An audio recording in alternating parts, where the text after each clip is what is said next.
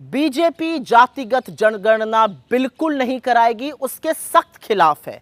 और ये मेरा कहना नहीं है, ये बीजेपी की सांसद, चुनी हुई सांसद कंगना रनौत जी ने कहा है। उनसे दो टूक सवाल पूछा गया था कि क्या जातिगत जनगणना होनी चाहिए, उन्होंने कहा बिल्कुल नहीं। बीजेपी की सांसद ने बीजेपी का इस मुद्दे पर स्टैंड क्लियर कर दिया है। अभी तक बीजेपी बचने की कोशिश करती थी, आनाकानी करती थी, इधर उधर इनको उनको दोषारोपण करती थी। अब पूरी तरह से साफ है कि जातिगत जनगणना बीजेपी नहीं कराना चाहती है। उनका मानना है कि बिल्कुल नहीं होनी चाहिए, क्योंकि ये बयान जो है ये किसी ऐरे गहरे नत्थु खेरे का नहीं है।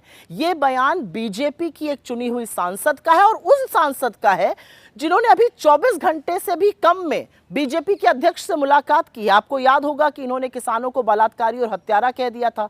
हरियाणा चुनाव सर पे है, इनको तलब किया गया था। ये जेपी नड्डा से अभी अभी मिलकर आ रही हैं और उसके बाद ये कह रही हैं कि जातिगत जनगणना बिल्कुल नहीं होनी चाहिए। तो इसको बीजेपी का अधिकृत स्टैंड क्यों ना माना जाए? असलियत तो यह है कि बीजेपी ने शोषितों, वंचितों, आदिवासियों, दलितों, पिछड़ों के खिलाफ हमेशा साजिश करी है। वो रिजर्वेशन के भी खिलाफ है, वो संविधान को भी बदलना चाहते थे, और ये बात उन्होंने लोकसभा के चुनावों में बार बार कही। अब सवाल यह है, और पहला सवाल है, कि क्या जातिगत जनगणना की मुखालिफत बीजेपी का अधिकृत स्टैंड है? क्या बीजेपी उसके खिलाफ है? क्योंकि आपकी सांसद कह रही है बिल्कुल नहीं होनी चाहिए। दूसरा सवाल, आप कब तक दलितों का, आदिवासियों का, पिछड़ों का हक मारते रहिएगा? और तीसरी बड़ी बात यह है कि आप कितनी भी कोशिश कर लीजिए जातिगत जनगणना नहीं कराने की, जातिगत जनगणना तो होके रहेगी।